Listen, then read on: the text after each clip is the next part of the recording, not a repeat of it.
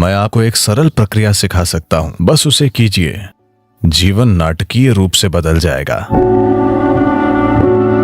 एक ऐसी बुद्धिमत्ता जिसे आपने कभी सोचा नहीं था कि संभव है, वो आपकी होगी। आधुनिक विज्ञान आज ये मानता है कि आकाशीय बुद्धिमत्ता जैसी कोई चीज होती है, यानी अंतरिक्ष या खाली स्थान में एक तरह की बुद्धिमत्ता है। ये बुद्धिमत्ता आपके लिए काम करती है या आपके खिलाफ काम करती है, ये चीज आपके जीवन की प्रकृति तय करेगी।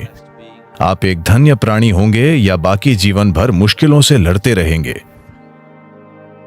ये बस इस पर निर्भर करता है कि ये आकाशीय बुद्धिमत्ता आपके साथ कैसा बर्ताव करती है। बिना किसी कारण के लोग जीवन में परेशान रहते हैं, है ना? बिना किसी कारण के कुछ लोगों का पूरा जीवन धन्य लगता है। यह बेवजह नहीं है। इसकी वजह है कि आप या तो सचेतन रूप से या फिर अनजाने में इस विशाल बुद्धिमत्ता का सहयोग प्राप्त करने में सक्षम हैं। जब मैं आकाशीय या अंतरिक्ष या पांचवा तत्व कहता हूं, तो इसे पांचवा तत्व कहना ठीक नहीं है, क्योंकि यही सबसे अहम तत्व है। बाकी दूसरे चार बस उसके ऊपर काम करते हैं। मूल तत्व आकाश या अंतरिक्ष है, इसी पर दूसरे चार काम करते हैं। हम यहां एक गोल ग्रह पर बैठे हैं और यह घूम रहा है। पृथ्वी का घूमना, सौर मंडल, हर चीज। मैं चाहता हूं कि आप ये जान लें कि आकाश ने हर चीज को अपने स्थान पर थाम रखा है। आप अपने स्थान पर अपने आप नहीं बैठे हैं, इसीलिए नहीं कि आपके पास बैठने के लिए नितंब हैं। आप अपनी जगह पर सिर्फ इसलिए बैठे हैं क्योंकि आकाश ने आपको थाम रखा है ना? You think it's your buttock? आपको लगता है कि यह नितंब की वजह से है, आपके नितंब से नहीं। आकाश ने आपको थाम रखा है। आकाश ने पृथ्वी को अपनी जगह पर थाम रखा है। यह आकाश है जिसने सौर मंडल को थाम रखा है। यह आकाश है जिसने इस आकाश गंगा को थाम रखा है। आकाश ने ही पूरे ब्रह्मांड को थाम रखा है और कोई तार नहीं बंधा है। बस यूं ही, बस ऐसे ही थाम कर रखा है।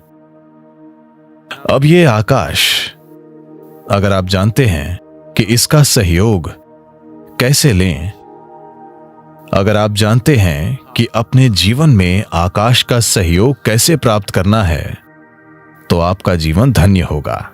मैं आपको एक सरल प्रक्रिया सिखा सकता हूं, जो वैसे भी हमेशा आप में से आधे लोग नहीं करेंगे। आप बस इतना कीजिए।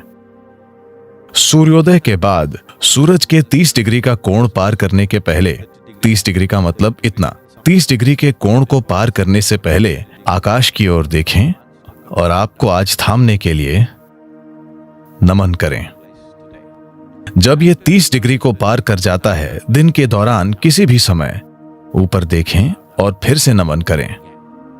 सूर्यास्त के बाद एक बार फिर ऊपर देखें और नमन करें। ऊपर किसी भगवान को नहीं, बस आकाश को। आपको आज थामने के लिए बस ऐसा कीजिए।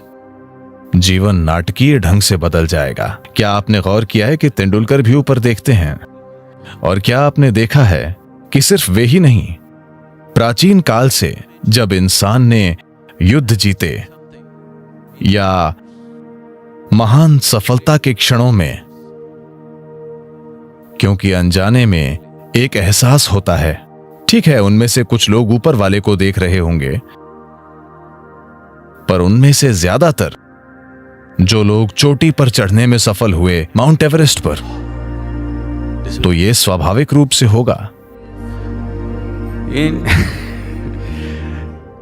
क्या आपने यह देखा है, चाहे वो भाव स्पंदना या साम्यमा, जब आपने अनुभव के शिखर को छुआ, तब क्या आपने गौर किया कि आपका शरीर आभार से भर जाता है? शरीर भी आपकी जागरूकता के बिना ऐसे हो जाता है, क्योंकि कहीं ना कहीं एक समझ है, एक बुद्धिमत्ता मौजूद है जो ये पहचानती है। आप इसे सचेतन होकर दिन में 3 बार करें। अगर आपको इससे सहयोग मिलता है तो जीवन जादुई तरीके से चलेगा।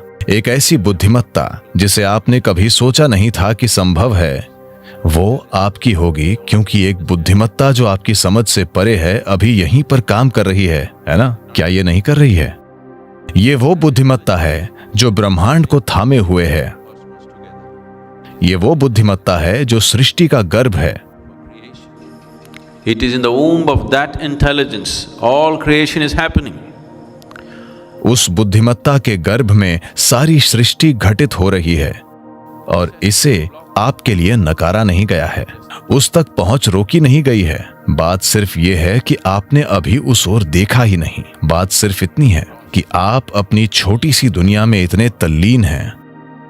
आपका शरीर, आपके विचार, आपकी भावना, आपके हार्मोन ने आपको इतना उलझा दिया है कि ऊपर देखना कभी नहीं होता।